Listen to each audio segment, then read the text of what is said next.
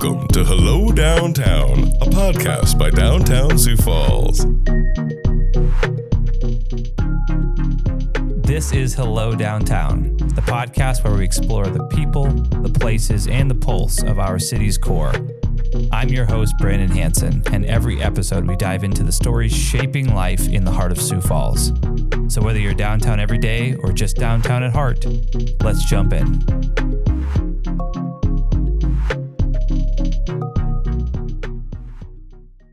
Well, we're on Hello Downtown, and today's guest is Mayor Paul TenHaken. We'll put that space right between for 10 a few and more Haken, days, brother. Yeah, you know how many days? As of today, recording this, 56. Yeah. Assuming there's a runoff, assuming we go to a mayoral runoff race, and I think it's something like that. As you're saying this, I'm going to open the counter on my phone. You have a counter. I do have a counter. 58 days, 22 hours. 58 days. Well, I think, yeah. You know, before Paul was elected in 2018, he was already deeply involved in the community as a whole, as an entrepreneur, founder of Click Rain, and former board chair of Downtown Sioux Falls Incorporated, perhaps called Main Street Sioux Falls back then. Yeah, when I got on the board, it was Main Street Sioux Falls. Carol Pagonis was running the place. Joe Bartman was the guy who kind of got me on it, who then became the director. And so this was the first organization I volunteered at when I moved to Sioux Falls in 2000. Full circle. Were you the one that suggested we needed to rebrand? It happened during my tenure. Yeah. Because I'm like, Main Street, Main is one block up. Like, this is Phillips. Yeah. We're more than just Main Street. And that's actually Main Avenue. So this makes no sense. And then we had this terrible looking logo. It was like a street lamp light. And it was all this, like, you can't put that on a polo shirt. Like this, I was a branding guy, marketing guy. I'm like, we gotta reinvent ourselves here. So I love that. We still got the same logo from 20 years ago. It's been updated just a little bit. A little bit tweaked, but it's been just modernized a little bit. It's like the Coca-Cola logo. It's changed, but not. Yeah. The normal person wouldn't. Normal person wouldn't know. They wouldn't know. So, well, you're wrapping up your final term as mayor. And so I thought I would just do this interview a little differently and treat it as an exit interview, because all these mayoral candidates are interviewing for a job to 225,000 people. So we'll do an exit interview. No job for me. Unemployed. Yeah. That's good. Yeah. We are hiring, just so you know. I don't imagine you want a boss. No, I need point. Benefits though. So we have them. So, well, anyone listening, we are hiring. So check that out. But just to get in, let's do a little reflection. You know, you're in your final months, in your final term. We know 58 days. How are you actually experiencing this moment and this transition?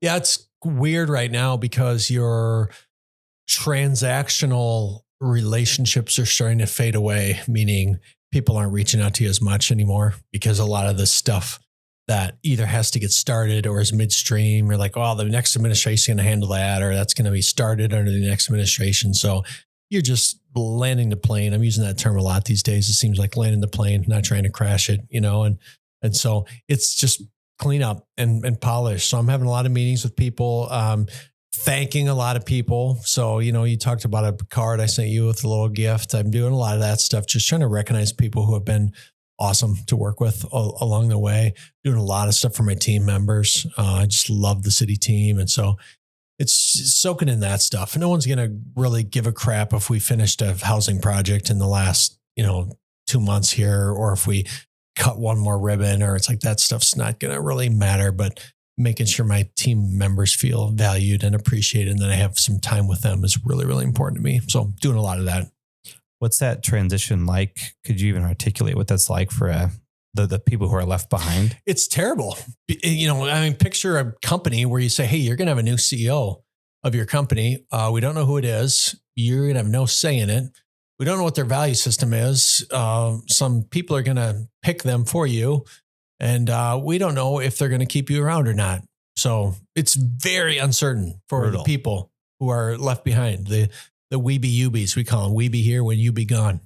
So they're still here. And so they're just waiting. So they hang on every word that candidates are saying when they're campaigning. And they're like, oh, what do they mean by that? Do they mean my department's going to get consolidated, or they mean we're not doing a good job, or whatnot? So it's hard for the employees because there's just this tension in the air. And I think, I mean, I say this humbly, we've had a good relationship with the city team members. They like working for me. I like working with them. And so they're nervous about, whatever's going to come next. So I'm trying to just assuage those fears and concerns and just say, hey, things are going to be fine. And we're going to have a great next leader that's going to come in and keep the momentum going. And the rocket ship's going to keep blasting further into space here that we're on. Yeah. Yeah. We be UBs. You have another phrase. I think you describe yourself. Lame duck? No. Be good. Be brief, be great, be There it gone. is. That's kind of my motto in politics. And I never thought this is a career and never wanted it to be a career. It's just a chapter. So be brief, be great, be gone, and get out. And that's my plan. I'm going to get out, get back in the private sector, and turn it over to the next person. Yeah. Well, over the, I've been here for a relatively short amount of time, but I've heard you often talk about specifically that there's a leadership gap in our community. Mm-hmm. Can you describe exactly what you're seeing and feeling with that? Yeah. One of the things I get a little bit worried about is when I say a leadership gap, I want to be careful because I don't want to make it sound like we don't have good leaders in our community, because we have tons of good leaders. They're everywhere. But we had this generation of people that built this community.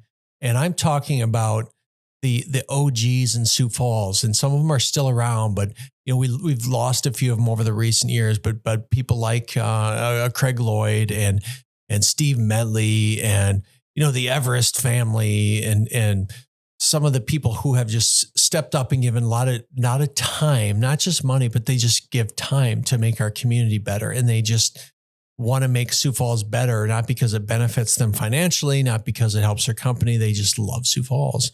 And so they're willing to serve. They're willing to just do things that no one else is willing to do. Well, what we're seeing now is people are more protective of their time. And that's not a bad thing, but someone will say, well, I coach soccer. I coach my kids soccer. That's how I give back to the community. It's like, well, that is giving back, but we need more people to do more than that. We need good people to run for office. We need good people to serve on board. For instance, I have a board that I'm trying to fill right now. It's a very influential board, and I'm going down to date me here, my Rolodex of names, and I'm just getting a lot of no's from people. I'm too busy, life's busy, my kids are in sports, blah, blah, blah, and they don't want to serve. It's like, hey, I get it. I got 3 kids and, I got 2 in high school and I'm busy, but what about your community? And what about serving? And this city didn't just happen by accident. It took a lot of people giving for selfless reasons to make it better. So I'm worried about that. Related to that is the philanthropic piece. And this city is built around public-private partnerships. And I mean built. And as we're sitting here in your studio, I'm looking around and I'm looking at, just as I look outside, I can see all kinds of public-private partnerships, from the TIFs across the street to the Levitt and how that wouldn't be built without, private donations, to the Orpheum that we're sitting in right now and the private dollars that have helped to build this place. And then the guy that's done most of that over the last 20 years, Denny Sanford, he has made the biggest impact on Sioux Falls, more so than anybody else. We're not going to have Denny forever.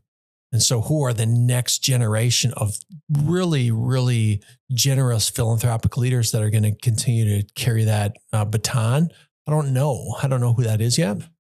But we would not have a Sanford Health without Denny Sanford. We would not be moving Smithfield out of our downtown without Denny Sanford. We would not be enjoying movies at that State Theater up the street without Denny Sanford.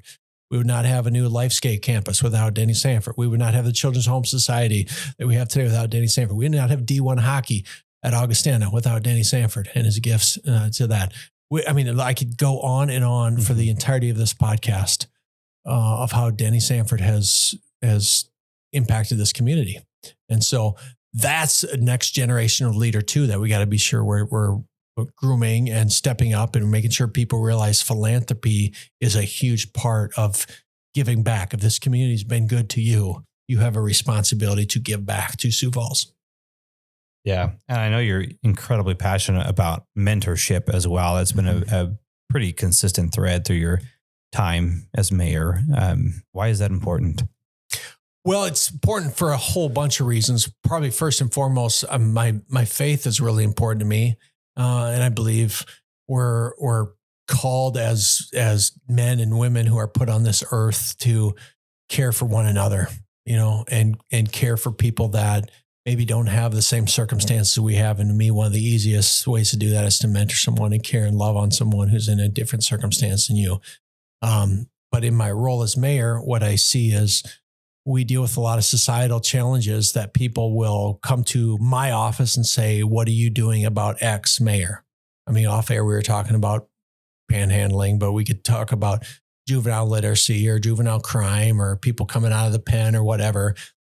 And I said, well, the problem, we're just dealing with the symptoms now.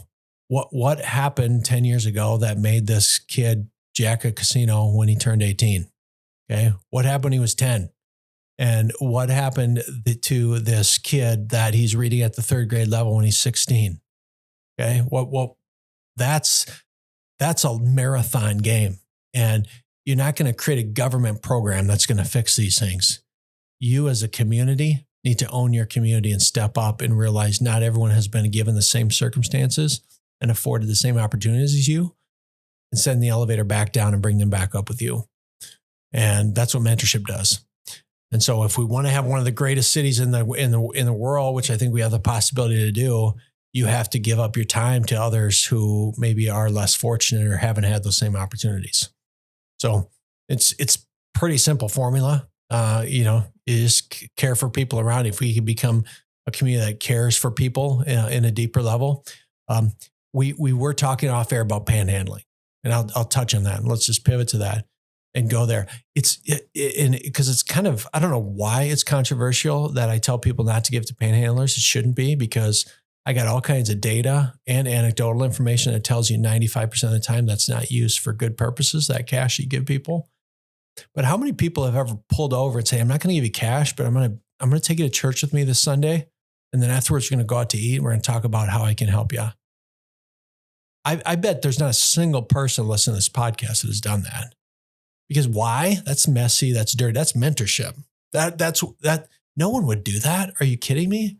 I'm busy. I can't afford that, but I can give you $5. That's easy. Now make me feel good. That doesn't do a thing. That only makes the situation worse.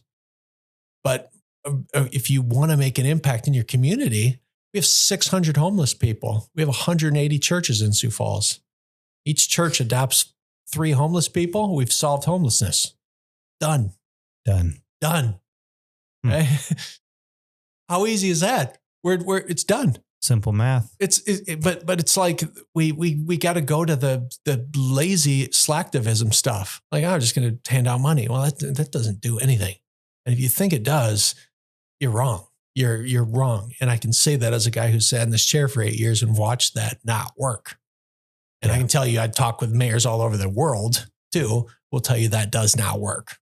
Yeah. We get to see the other end of that with our ambassador program, which of course the city has supported and helped to get to where it is now on the funding side, but also just through the relationship with Michelle Treasure and a couple other city services or city supported services like South Dakota Urban Indian Health. We're kind of the first people on the street, on the ground, 7 days a week, 12 hours a day. So often we're getting the calls first, and we'll escalate if we need to. But there's addiction is running rampant.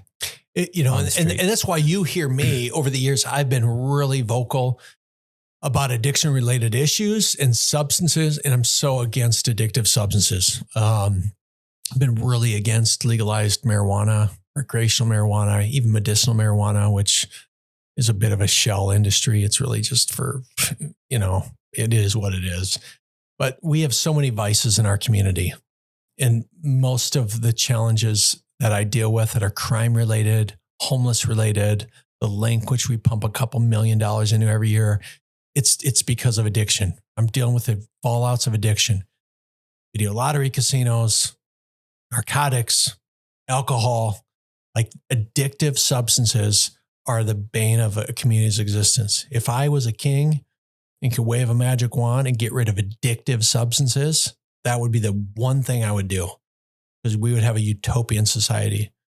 So anytime someone says, yeah, but we can legalize this and enjoy the tax revenue. It's like, yeah, you can sell your soul too. I can sell my body and make money off that and, get money. But would I do that? Would I want to sell out like that? No, I wouldn't. It's like, I don't want to sell out addictive substances to my community and get some tax revenue off it, because I'm going to have a lot of downstream impacts I'm going to have to deal with for the next several decades of those substances. So I just struggle with addictive substances, Brandon, because, man, our city budget would look differently. Our city would look differently if we just did not have addictive challenges. Yeah. So you've been really invested in the link in downtown. Can you just give an overview of what that is, what services are provided? Yeah. I mean, it's our addiction triage center where we take people who are experiencing chronic addiction issues and give them a link to help if they want it. And that's a big if.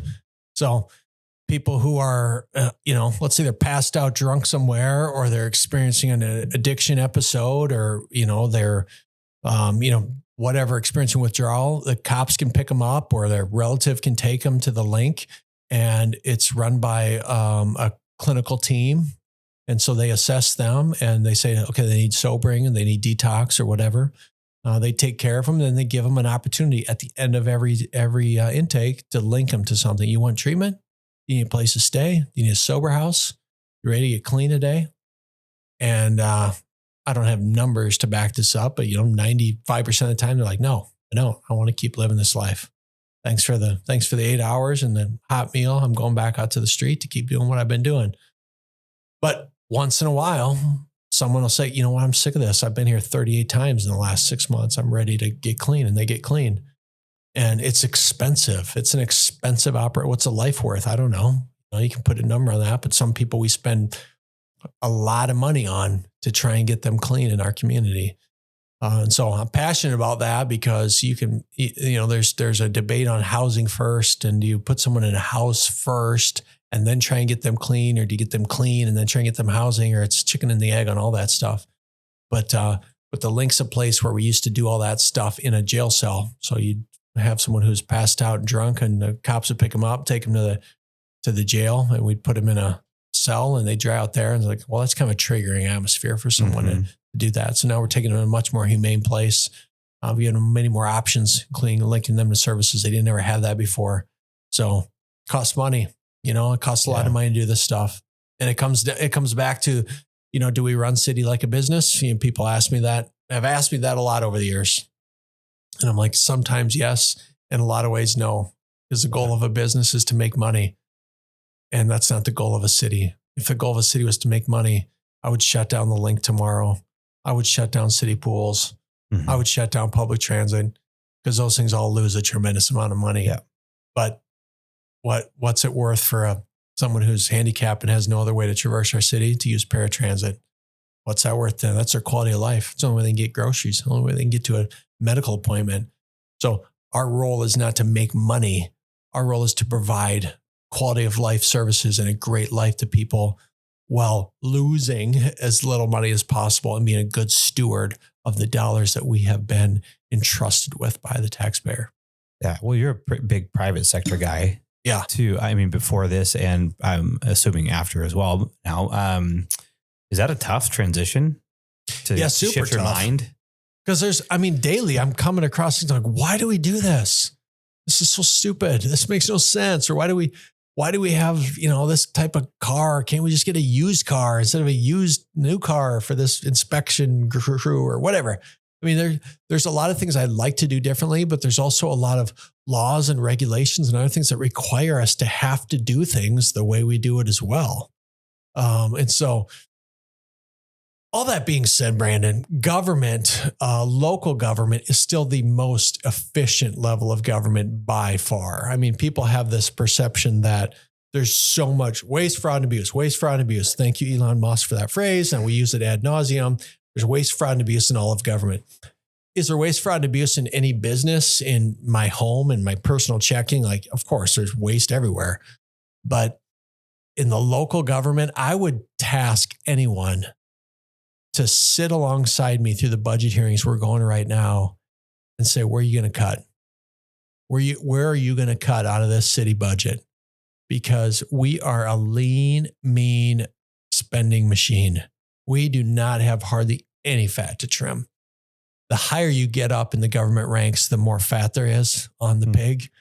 But when you get down to us, we're 98% lean ground beef, baby. And there's not much there. And I pride myself on that. I mean, over the years, during my 8 years, our debt per capita has gotten lower and lower. We've improved our bond rating to the highest we'll probably ever get, which your bond rating is a third-party company that basically says this city is well managed financially. They got a good debt coverage ratio. They got a lot of reserves. So fiscally, we're super strong in the city of Sioux Falls. But yeah, there's times when I look at the way we run the city and be like, man, if this was the private sector, I would do this so differently. But it's not the private sector. And I have to remember that. Yeah. Yeah. Are you going to be able to shift back pretty fast? 1,000%. Yeah. Yeah. You could do it in 2 seconds. Yeah. Yeah. But, I was an entrepreneur for 10 years before this. This has been 8 years. And, my plan is everyone's asking me, what's your next chapter? And I'm going to open my own consultancy and start doing leadership development work and some public speaking and other things. And I'll just go as muscle memory back to the entrepreneur years from a decade ago and start that over again. Yeah. I know you, about a year ago, you really hated that question. Yeah. What are you going to do next? I imagine it's just more normal now and well, I hated it because everyone wanted me to run for another office, or I shouldn't say everybody, I got asked a lot about that. Do you want to run for another office? And I'm like, well, I never say never, but it's not now. And so I just wanted to close that chapter and say, listen, politics for me it's not on the table right now. It's a pretty divisive time to be in politics, even at a local level. There's a lot of just chronic anger that people have on everything. And so it's a very exhausting and hard job. So if you are doing it hard and you are running your hardest and giving it 100%, you should be absolutely exhausted at the end of your term. Instead of thinking, okay, what's the next office I can go into? You shouldn't have the energy to do that. You should be totally roached, which I am. Well, that's a great segue into another question I have for you. What has changed about you as a person? What has this job changed about Paul TenHaken? I mean, 1,000 things. One, I'm much more open and compassionate, sympathetic, I guess, to other people's points of view, other worldviews. I wish there was a way for more people in our world to expose themselves to circles of people that think differently than them, that look differently than them, that act differently than them, because you will end up probably changing your positions on some things and changing maybe your worldview on some things. But we unfortunately surround ourselves with like-minded people. We go to church with the same people who believe the same thing. And then our friend circles are a lot of times those same people, and our political beliefs are probably all kind of similar because they're our friends. And then then you go on your social channels and the algorithms are just kind of reinforcing what you already believe. So that's just further ingraining you in your belief system. So most people are so buried into who they are that for them to break out of that mold is really hard. So for me, I am forced every day to sit down, break bread with people who are different than me, that have challenges or issues they want to talk with me about that I maybe disagree with, or I maybe used to have a different opinion on, but have changed. Or I go up to the prison a lot and, spend time with guys up there. I never would have done that before I was mayor, but the job has forced me to do that. And now it's not forcing me anymore. It's something I choose to do. So I've changed my views on the death penalty, even things like that because of those interactions. So I just am a much more open-minded person than I used to be. Yeah, I do think downtown is pretty special in that realm. There's a lot of different kind of people down here. I would say this is probably the most diverse area of our entire city. 1,000%. And the most diverse area in our downtown is Friday night at the Levitt. Yeah. You go to the Levitt on a Friday night. Here's what I love about the Levitt. You go to the Levitt and there's a couple homeless people laying on the dance floor listening to music. And then there's a couple of our richest community members who their name is on the place, sitting in lawn chairs about 30 yards away, listening to the music. And then there's all kinds of Gen Zers and alpha kids sitting there hanging on the lawn, listening to the music. And I'm like, man, this is an incredible cross section of our community. You have all income brackets, all, socioeconomic classes, all racial classes, all religious classes are all gathered on this huge freaking lawn to listen to music. And that's what I have loved about that place more than the music and more than the fact that it's free. It's like, it's just this collision and melting pot of Sioux Falls 3 nights a week, all through the summer, which I think is pretty cool. Yeah. They do an incredible job. And they do. They're just knocking it out of the park nationally in terms of the Levitt Foundation and their standards. So kudos to Nancy, Roseanne, and the team. Kudos to Nancy for sure. It's a special place in our community. Yeah, absolutely. They're announcing their season tomorrow. So awesome. Right after our annual meeting. Awesome. So looking back on these 8 years and just, again, you as a human, what has stayed the same? What has not changed? Well, my commitment to my family, that's one thing I was not going to sacrifice, because I'm not going to be eulogized as being a mayor. I'm going to be eulogized as being a dad and a husband. And so I did not want to look back on this time and be like, hey, I crushed it as a mayor, but my kids didn't see a lot of me. That would have been a failure. Because when I started the job, my youngest was 4. Let's see, and my oldest was 12. So my kids have grown up. Now my oldest is 20 and my youngest is 13. So, my old side of the house, my next one's a senior. He's almost out of the house. So this is all my kids have known for me with a job. And so I knew that when I got elected, I'm like, man, they're going to grow up with me in this office. So I'm not going to sacrifice being a dad. That's not going to change. And the other thing I committed to, 2 other things, is one, my faith. Like, I'm not going to waver in that. I'm going to find time every day for myself and for my faith, because I know I'm going to have to lean into God a lot to do this job and do it well. I can't do this by myself. This is going to be really hard. And then I committed to my physical health, because I'm like, I could easily turn into a slob doing this, because this is going to be hard on me. And dietarily, as I sit here with this Diet Mountain Dew in front of me, as we sit here, it's my one bad habit. Yeah. Several bad habits. That's certainly one of them. But when I came into office in 2018, I did a half Ironman. And when I did that half Ironman, I'm like, you know what, Paul? If you can do this whole thing, 8 years, and leave the office doing a half Ironman, wouldn't that be cool to like keep that same level of fitness? So you kept the same, you still stayed in shape. You took care of yourself. And so, in 3 weeks, I'm going to Boulder and I'm going to do a half Ironman in Boulder. Heck yeah. Like took care of myself. And that's important to me, because the direct correlation there is your mental health. Yeah. And you need strong mental health to do this work, and really any work today. You got to take care of your mind. And people are always like, well, my mental health suffers, or how do I lower my stress and take care of my mental health? Well, you do that by taking care of your body and getting a good diet and good exercise. So there's no secret pill to good mental health. You just have to take care of yourself physically, and the mental health will follow. And I know that about myself. So I've tried to really take care of myself physically. Yeah, that's, I've noticed a lot of happy hours, a lot of dinners, a lot of lunches, coffee meetings, just every 5 seconds. It'd be really easy to let it all go. I skip almost all night stuff. Yeah. Okay. In fact, tonight there's something, I thought it was at 5. I just texted the organizer. I was like, I'll see you at 5. The event starts at 5. He said, well, actually the happy hour piece starts at 5 and then the program starts at 5:45. And I said, well, I'm not going to be able to make it.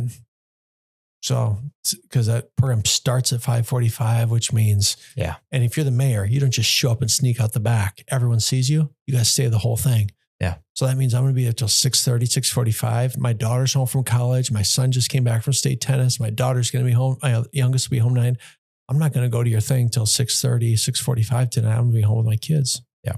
I said, I'm sorry, I can't come. And so I'd say no to a whole bunch of stuff, because it's like, no one's going to remember a year from now if I went to this thing tonight or not. Yeah. But my kids will know that I, miss time with them. Yeah. I admire that. That's great. I know the invitations are probably every day. Nonstop. Yeah. We have a thing every week. My staff and I, we get together on Mondays and they go through the list of all the requests that came in last week. And it's like, here's what it is. Here's the time commitment. Here's the date. Here's who's asking. And then it's just like, yes, no, yes, no, yes, maybe, no, yes, no. And then we do that every Monday.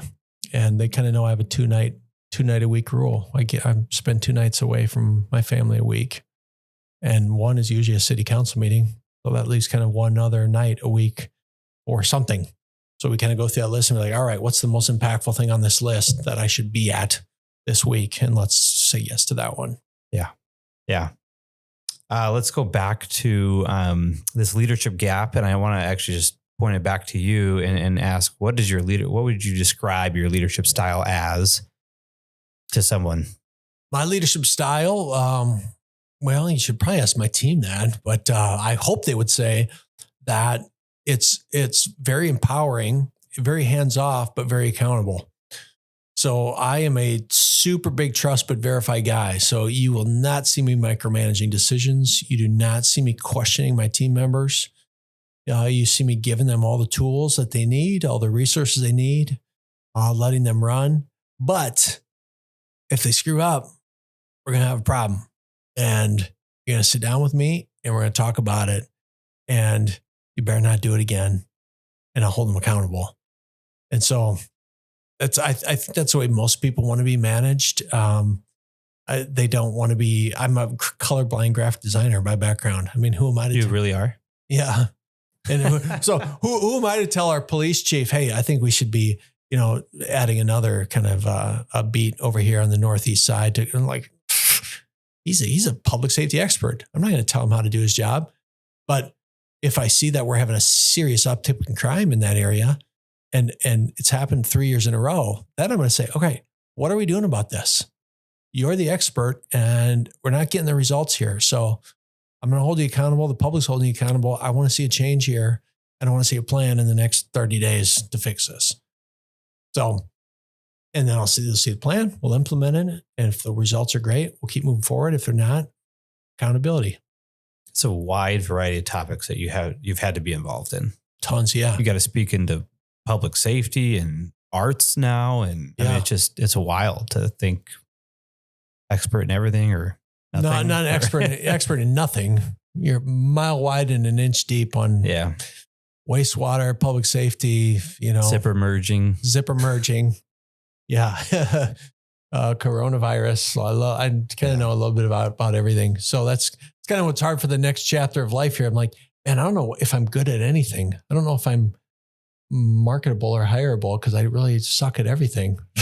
I just have done a little bit of everything, but a master of nothing. So yeah, well, I'm sure that's not true, but let's shift into downtown a little bit. You have been certainly a pro downtown mayor through and through. And I think most people know that you've gotten a lot of heat for that, actually.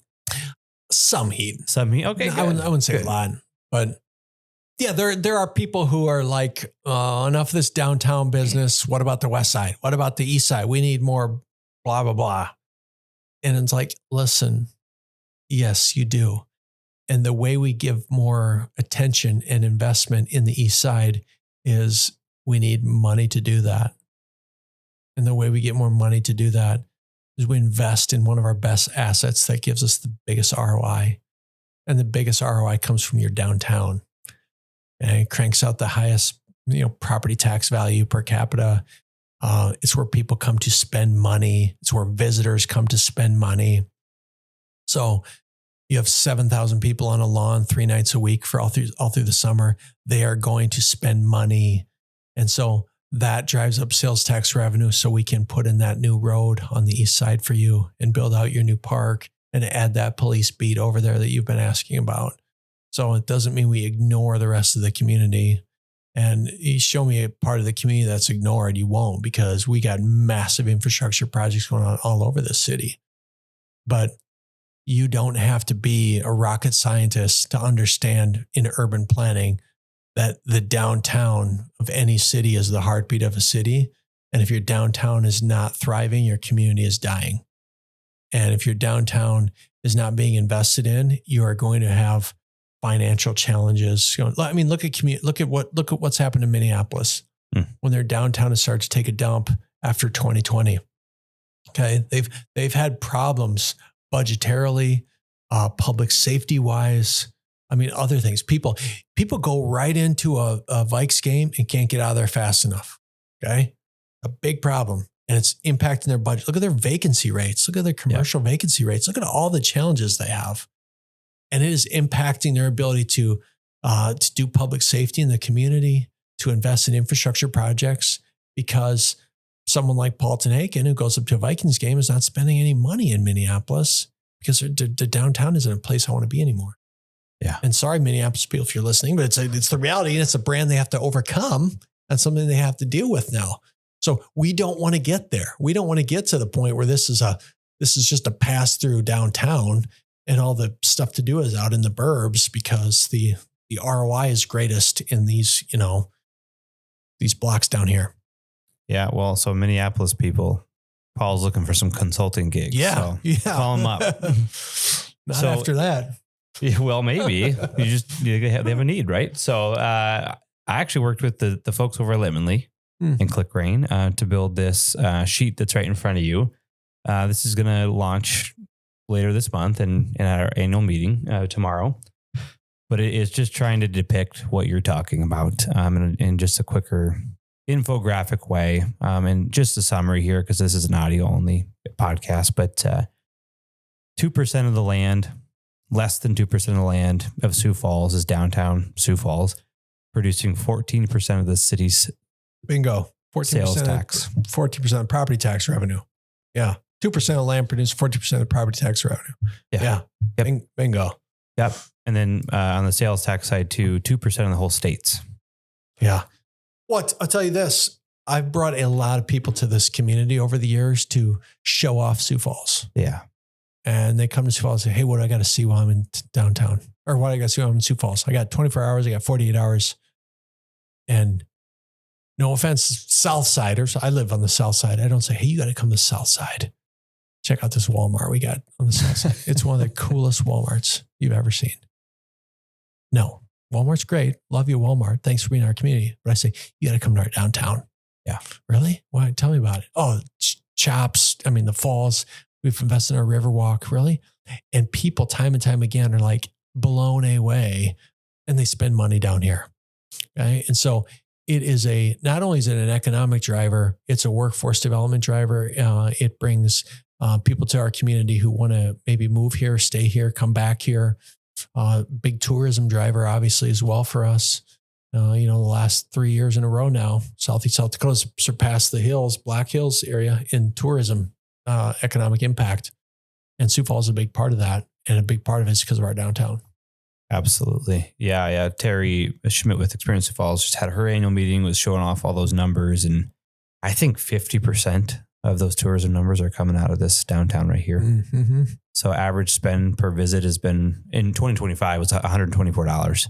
Was it really? Yep. Yeah. So there's about $1 billion of economic impact coming out of our downtown. So that's why we call it the economic engine. It's not just this made up metaphor that feels nice. It's real.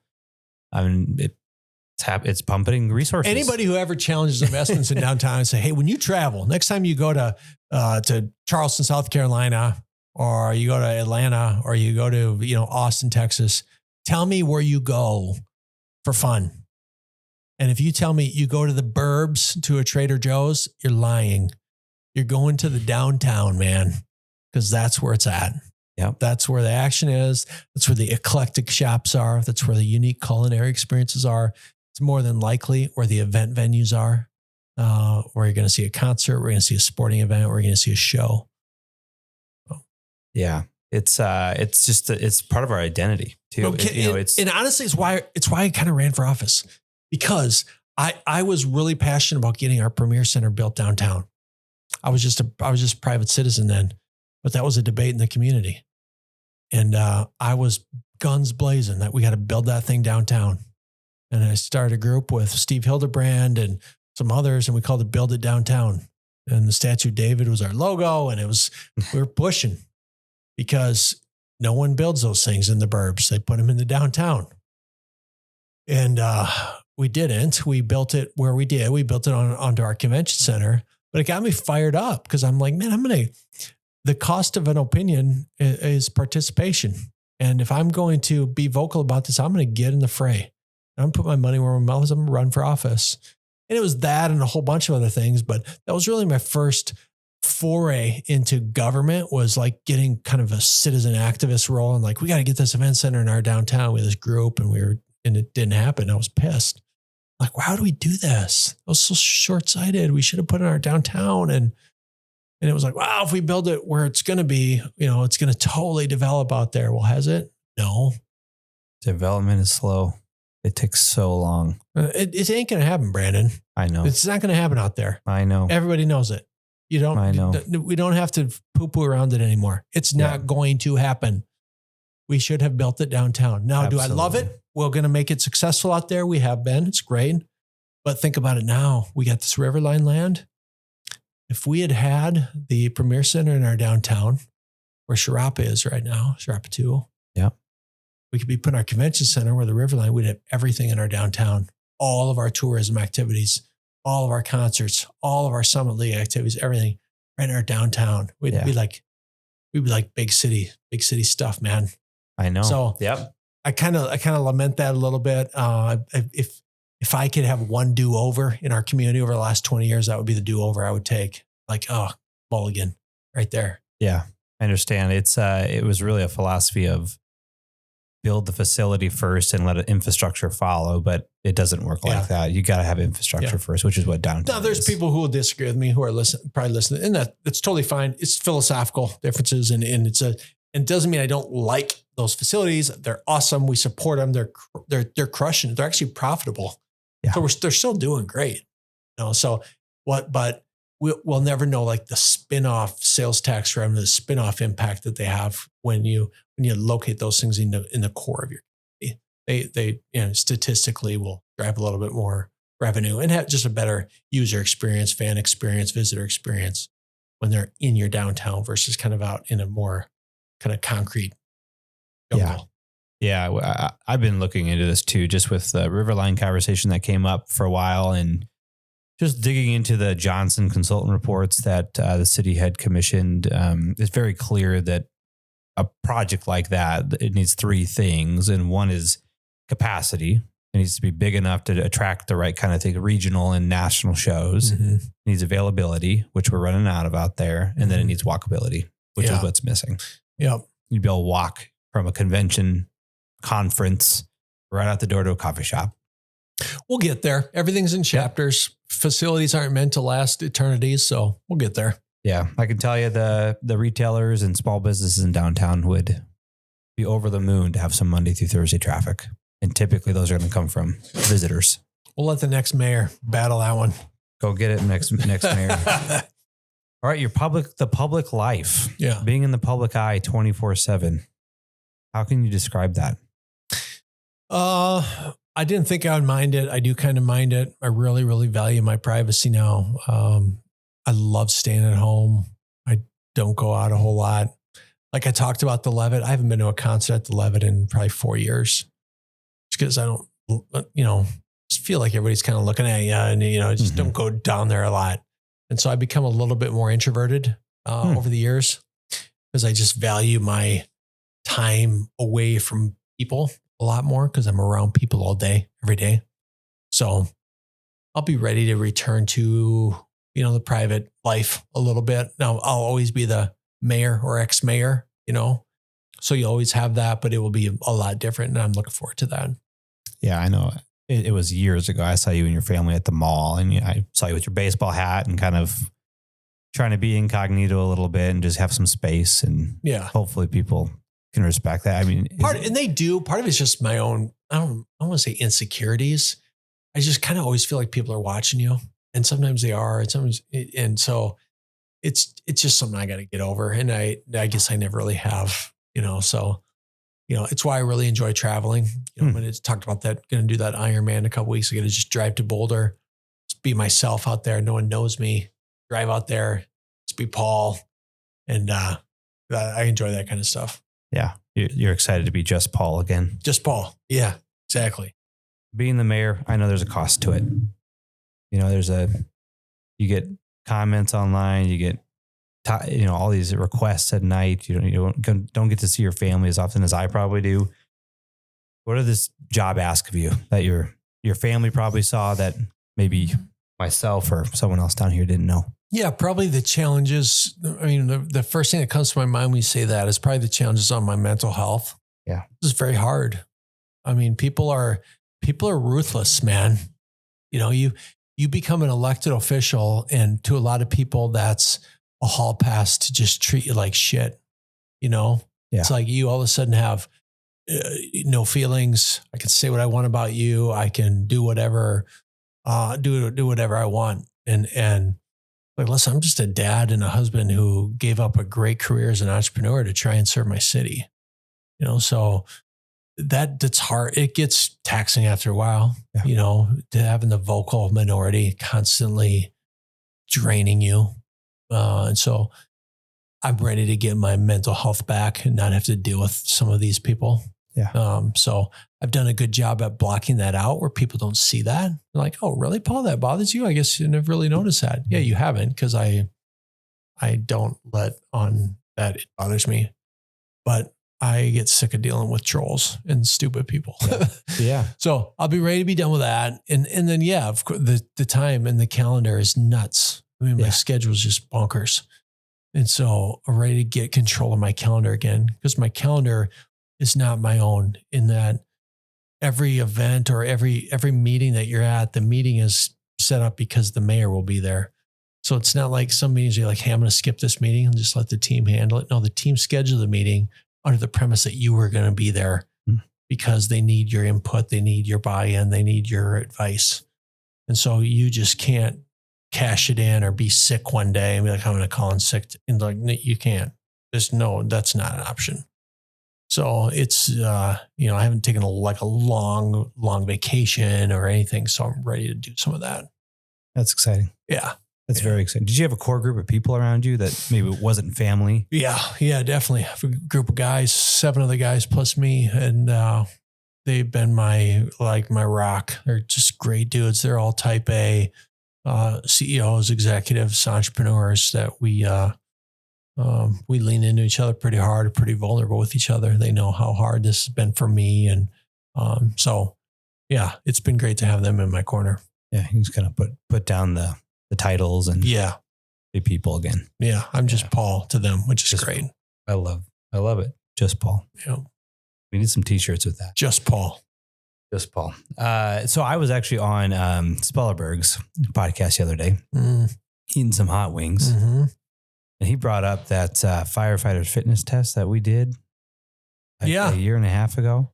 Boy, I'm still living rent free in his head on that, huh? He's calling you a cheater. What did I miss? I agreed with him, but I didn't actually know what he was talking about. No one cheated. He's just fat and slow, and I beat him. Oh, you beat him. That's what he was worried about. Yeah. Yeah. I mean, he's an old man. He's like 50, so I mean, what are you going to do? So he's got to get over it. He's got to move on. Yeah.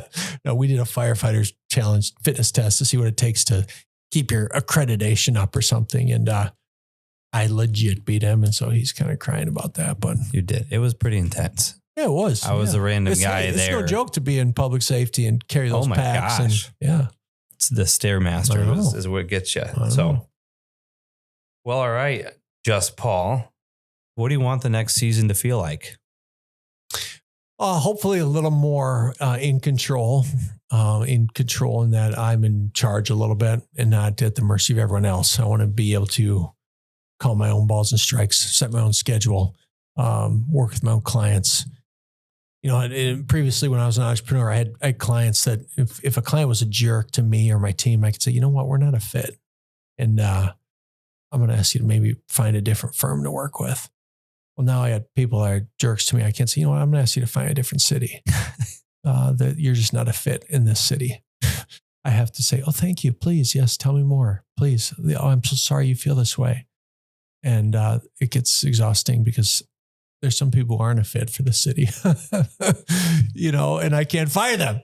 So I'll be ready to start my own destiny a little bit more. So How many times are you going to take the podium for public input 0. at a Tuesday night meeting? 0. Okay. None. I'm gonna unplug for a while and probably have to not pay attention to what goes on in the city for a while, just because you'll question things, be like, oh, why did they do that, or why did they unwind this executive order I put in place? I thought it was good, and now next mayor thinks it's dumb, and so you got to have kind of thick skin to be like, oh, that's why are they undoing some of the progress I made? And so I'm just going to probably have to check out for a little bit, but I'm really, really, really committed to working with the next mayor and helping he or she have a good transition, working with them as much as they want, so I didn't really have that, and I would have coveted that. And so I want to make sure that they feel that I'm a phone call away. I come talk to you anytime. I want to just be a mentor and an ally and a friend, because I just want to see Sioux Falls just crush it. I want to see Sioux Falls keep winning, and whatever I can do to help that, I want to do. Yeah. Well, that feels like a perfect place to end this. So, Mayor, thank you for spending time with us on Hello Downtown. We're certainly grateful for your partnership over the years and all you've invested in the rebrand and everything before you as mayor as well. So we'll be cheering you on as you figure out this next chapter, and hope you still come to Parade of Lights. Oh, I will. Yeah. If the weather's good. Thanks, Brandon. No. We need to not be if it's not sleeting and cold about the weather in Sioux Falls. My rear end has sat on those cold bleachers out there 8 years in a row. So maybe you can sit inside. My wife's got an indoor. My wife's office is on Phillips Avenue. Overlooks, and she's always up there in her warm office drinking hot Coke. I'm like, honey, I heard we'll sit on the cold bleachers. That'd be the first float, I'm going to sit up in her office. You should. I'll also be here. Don't worry. But no, thanks for everything. Appreciate you, buddy. Thanks for being here.